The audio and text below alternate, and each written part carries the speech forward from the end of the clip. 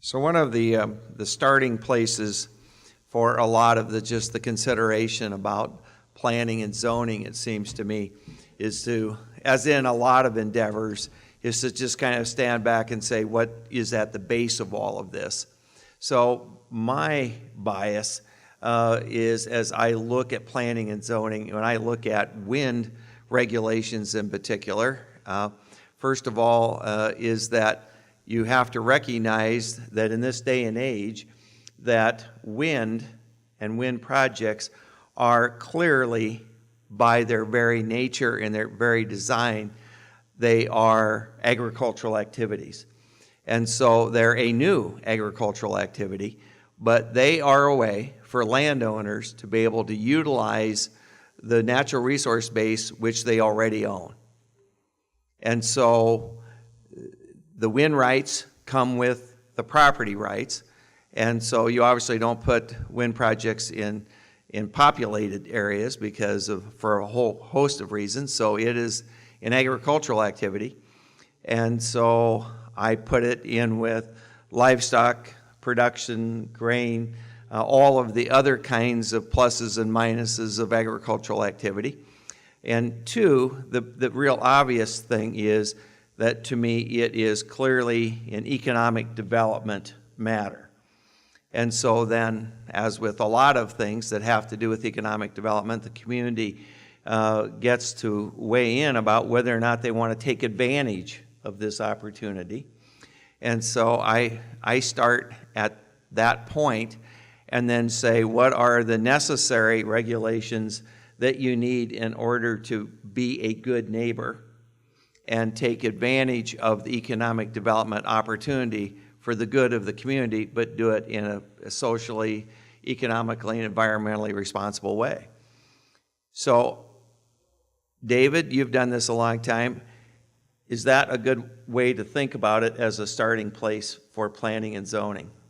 Absolutely. I mean, I think it's very well said, and it's a reflection or another way of saying kind of what I started with, which is that, you know, again, we have to remember that this is an intrusion on private property rights. And so it's allowed under the law and under the Constitution because there's a protection aspect of it under the police power. But those two things, again, need to be balanced, and it should be the minimum intrusion necessary to be a good neighbor.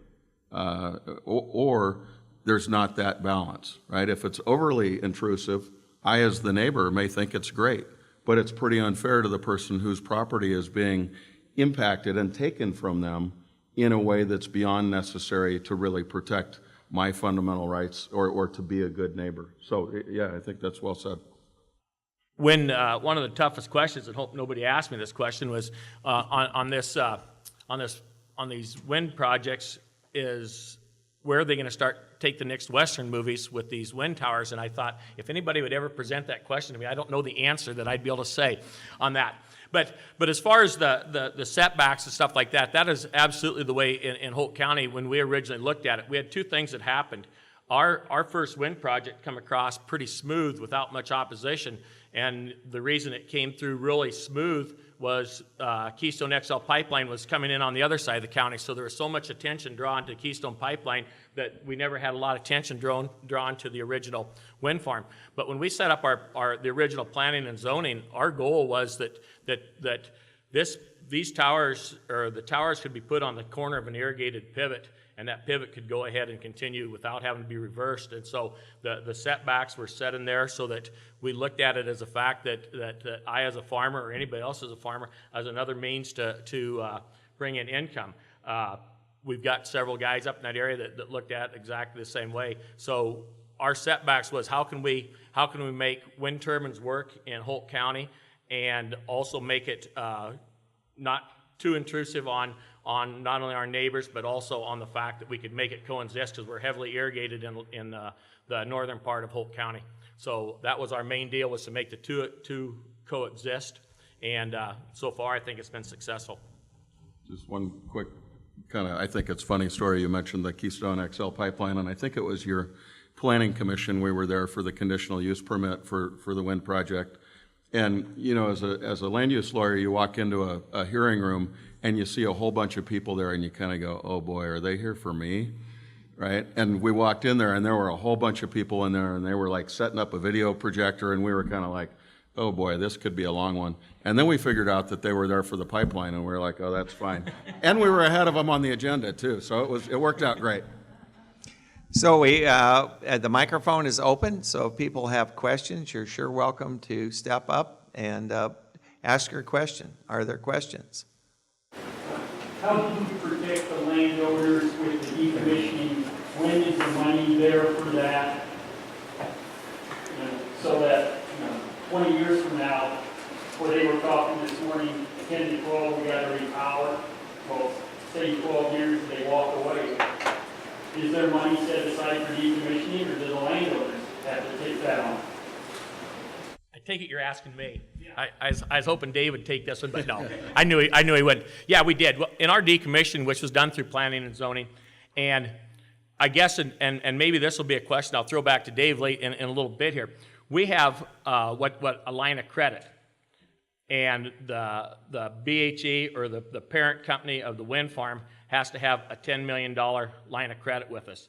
The $10 million line of credit is to be used for decommissioning. One of the things that we were concerned about was the simple fact that you take and divide that out by the 200 towers, that the first guy in there that wanted his land recovered would use up all the money. So it would be divided out X amount per tower so that each person had the opportunity. Sometimes the most aggressive person gets in there first and takes most of the money. So we do have a $10 million line of credit. Now the question that I said, and maybe Dave can answer this, is the line of credit the way to go, or is it better to have, and I'm just drawing a blank on what the other thing is, the bond. Yeah, the bond.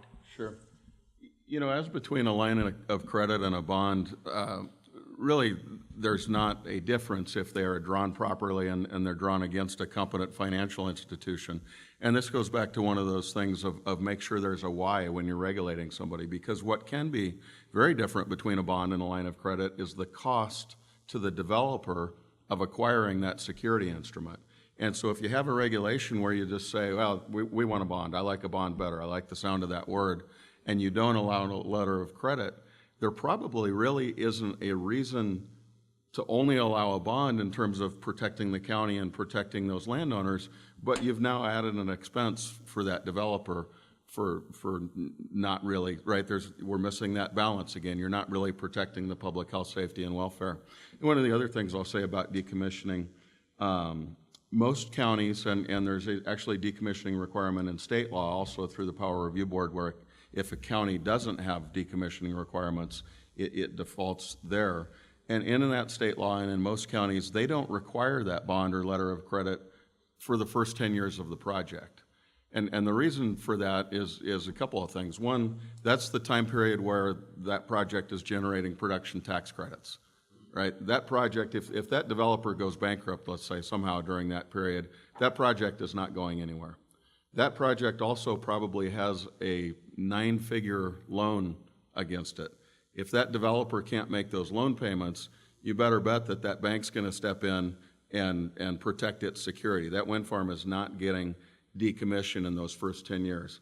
I think there's an argument that you could even go longer than that without taking the bond or the letter of credit, and some counties do it, don't require it until year 15. But again, that's right, the county is protecting itself, it's protecting its residents, it's protecting its landowners, but in a balanced way that doesn't unduly burden the developer. There are a few counties that require the bond or the letter of credit right away, and it's really just an unnecessary hardship on the developer. It takes away from the economic development, the property tax relief, and so forth. Great. Is there a standard method to tax wind and solar assets in the state? I know maybe you're familiar with the county, but wondering if that's the case, and as well, are there standard methodologies for letting some of those monies flow down into, sometimes they go to the schools or the highway department, things like that? I'm just looking for any information along those lines.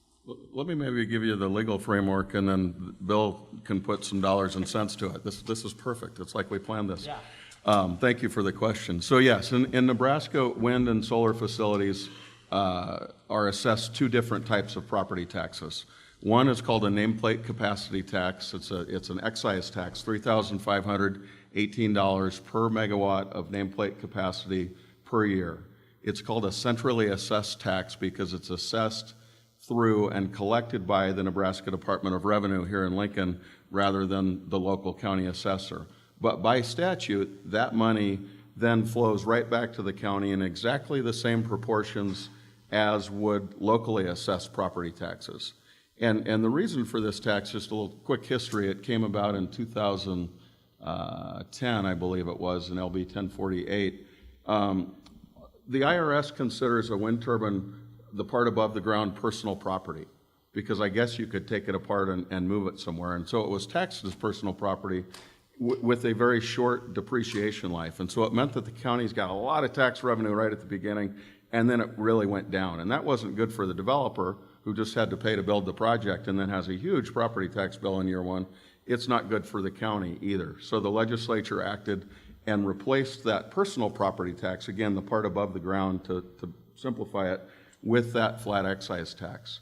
The part in and on the ground, so the foundation, the roads, operation and maintenance building, those kind of things are locally assessed like any other property. And so it's the combination of those two taxes that results in the money that goes to a county from a wind facility.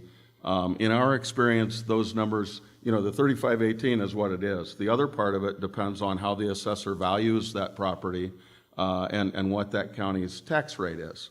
And so that part varies. But in our experience, as a rule of thumb, again, the actual property tax is not collected on or valued on a per megawatt basis, but the rule of thumb is the total of those tends to be in the $5,000 to $6,000 per megawatt per year range. And I think Bill will either contradict me or support that with the actual numbers.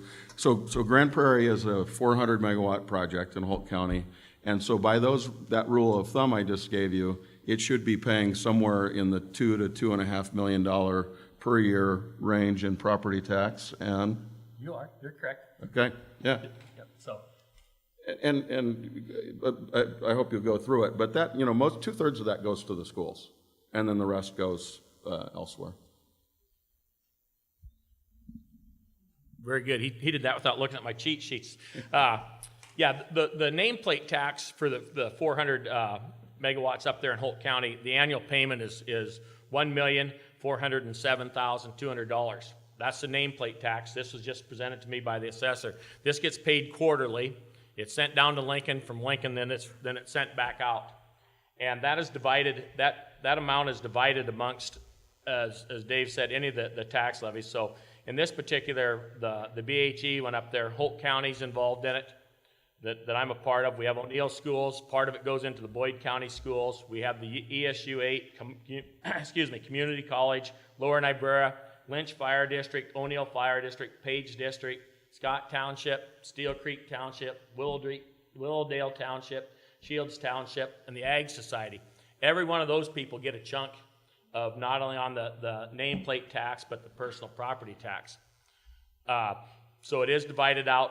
O'Neill Public Schools is the largest, will get the largest share. They get $933,000 off the nameplate in a year. The tax, they get, the O'Neill Public Schools gets another $373 from the personal property. What I deal with are my fellow board members, we get, gotta find where I'm at on my two deals here. Our total that Holt County gets is, we get on the nameplate, we get $297,254,000, and personal property, we get another $118, so we get about $415,970. And that is what goes to against our property tax when we set up our budgets and stuff. So that's what Holt County is currently getting. But each of these ones, all the way, as I said, whether it's a fire district, anybody that's in there, they all get a cut. There's some township, I just look here, Willowdale, they're getting $3,000 on the one side of it, and they get about $1,500, about $4,500 is just what one township's getting when they're getting their cut. So it's divided out according to how the state of Nebraska has your taxes currently set up. Just another quick story that I think is kind of funny, maybe wake you all up and generate some more questions here. On this project that Bill's talking about, we were at the Power Review Board. That was back in the day when you had to go have a hearing for a discretionary approval at the Power Review Board. And Mike Zakruski, I think I say that correctly, president of the Landowners Association here, was in the witness chair, and he was talking about the property tax benefits to Holt County. And one of the members of the Power Review Board says, well, now, come on, when the school district gets all that additional money, they'll just go spend it, won't they? And Mike kind of looks at him and says, oh, no, we already had this conversation with the superintendent. They're not spending any more money. And I think what's happened is you've been able to bring your levy rates down by having this additional income. I'm sure spending goes up over time like anything, but if you keep spending the same, what this project meant for Holt County was everybody in that county got a 8 to 10% reduction in their property taxes. And we got that total here. If what our levy this year for Holt County, and when I say our levy, that's the portion that we as Board of Supervisors have to do with it. It amounts to 0.267 is our levy, and the portion of what the wind farm brings in is another nickel. So basically, if we did not use any of the tax money from that, our tax levy to do the same thing for the county would be 31 cents instead of the 26. Now, Dave maybe never followed the newspapers, and Mike might have misled a little bit. O'Neill School is now doing a big addition on their school. That's all right. So it's good money well spent. It is, and that's what I think. Education is important, but that is one of the things that happens, and you'll hear this, and some of these deals. It doesn't do any good to bring these tax dollars in because all you guys do is spend it anyhow. Well, we do. We spend it on the services that people come forward and they want. In our viewpoint, people want good roads. You would not. Well, any of you are involved with agriculture know what it costs for a tractor or a truck or a piece of equipment, and we get a lot of complaints when the roads aren't up and they're beating that $500,000 equipment apart going down a road. So our money, we put, what Holt County did this year we're going to do it every year, was we use cold mix on our roads. We're a big county. On our oil roads are cold mix, but when those were built back in the late 60s, 70s, and 80s, we did not, it was built for single axle grain trucks. It was not built for these triaxle grain trailers. Corn production, Holt County was probably 150 bushel an acre, where now it's probably closer to the 215 to 220. So an average cornfield this year, or in normal years, there's about 25 loaded trucks come out, and our roads were not able to hold up on that. What people said when on the wind farm, they said, this is not going to do us any good. We have 9 different towns in Holt County, and they said some of the ones that were the farthest distance away said, we're not going to gain anything out of this. This money's just going to go to the schools or the big towns. And so what we do with ours is we're taking our money, the county's portion of it, and we're putting it in hot mix oil programs and we put it in different areas in the county to start building up them roads. So the people at Stewart this year, when they're driving on that new stretch of highway headed out, no, this did not pay 100% of it, but it paid a portion of that. The people in the Ewing area, when they're driving on their new section. And so Holt County has decided whatever we make off this, we will put back into the paving of the roads. So every citizen of Holt County has some benefit depending on where they live. So that is the direction we're doing ours. We aren't out buying a new road mower or a new grader or a dump truck because we got the extra money to spend. We're going to put it back in the road so every citizen in Holt County has an opportunity to benefit from it if they live in them areas, and eventually all areas will be covered as this project stays running. All right, very good. Go ahead. Hi, Todd Guerrero. I'm actually from Minnesota. Thank you for the presentation. I came in a little late, so forgive me if you covered this.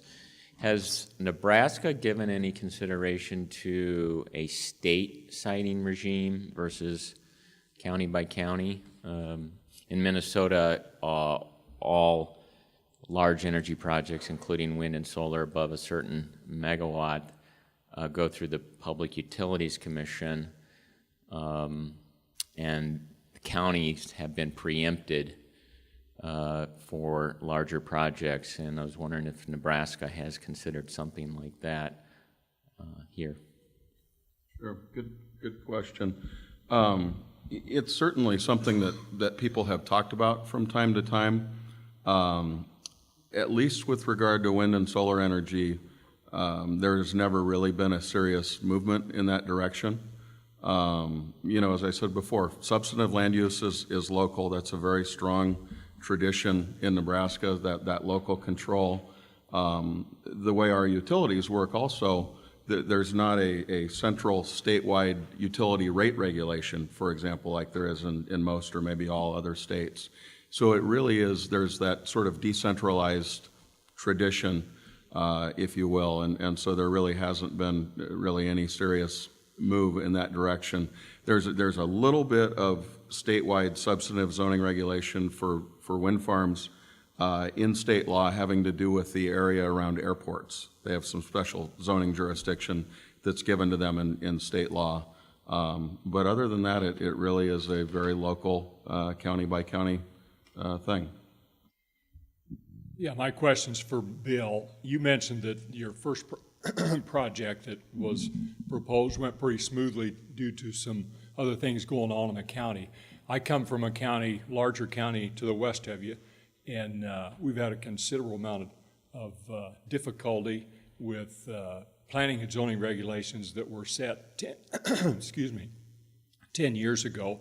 Some of the most strict setbacks, and based on our low population density and those things, they're still manageable. But we've struggled with planning and zoning. We've had 4 resignations. 2 of those were chairmen at the time. They resigned from planning and zoning. And with social media stirring up a huge firestorm, could you shed a little light on maybe some of the other projects that maybe didn't go quite as smoothly as your first one, and maybe some of your successes and frustrations with planning and zoning as you oversaw them? I think I know which county you're talking about, but I guess that's I don't know how many. I should have done a show of hands. How many are on boards or something like, or basically whether it's a school board, supervisor, some board whatsoever. If you're on them, there's a certain amount of frustrations with everything that goes on because we get the tunnel vision. Our vision gets so straight, we understand what it is that we don't maybe sometimes look at the other side. What's happening mostly on what we're running to, and I said this first project went real smooth, was as I said, the Keystone Pipeline, going through there. But what has come up now here lately is the talk of whether they're going to expand. The BHE has room to expand additional towers on there. Basically, what's stopping them, their only source to get rid of the power out of Holt County is on the WAPA line. So whenever the WAPA line opens up, they will allow more power to be taken out. BHE literally could add some more towers. And so that is where we're coming up with a little bit of now is how many is enough. There's another one that I think as soon as they find a buyer, there's another one in the southern part of the county, which basically has spurred that up with the R line that's coming up across from Sutton and stuff like that. So anytime a big power source comes along, I don't know if the proper term, I use it in my layman's terms, I call them wildcatters, kind of like in the old days. I think there's people run out and try to come up with land along these power sources, and they go back and find a company that's willing, they do the legwork, and then they find, and so as a little bit of talk, a lot of times it comes to us is we're battling a public comment deal when the project hasn't get started. We don't know where it is. There's talk there's going to be one somewhere out there, but nobody knows for sure. They have proposed where it is, and so it's really hard to do a real in-depth, study into something when you don't know for sure. And then of course, what happens as it goes on, you end up with more of the people that come in here as far as if it's a heavier occupied area, the dwelling setbacks and stuff like that. So we're dealing a little bit of the what ifs in the future when they come along, not what's happening at the current time. It's in the future, so ours is a different situation than what you guys are experiencing. We have a lot more population, and so we end up with places closer, and we're running into some deal that people are what do they call it, horizon pollution.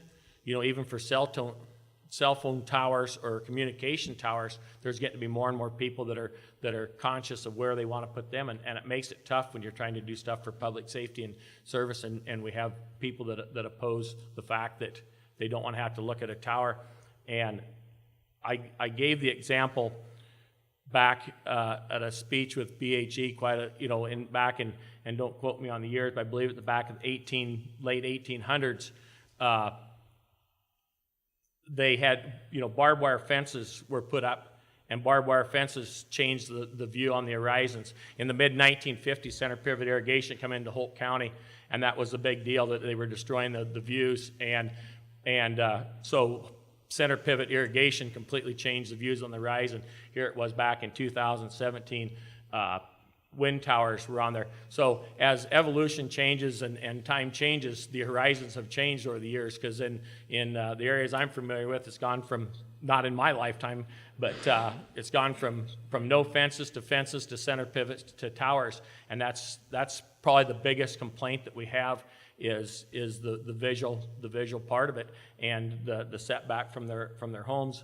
And that's when the pure emotion comes in when people come to these meetings, because they're they have a definite thought what they're wanting to say, and that's hard to sort out as a board.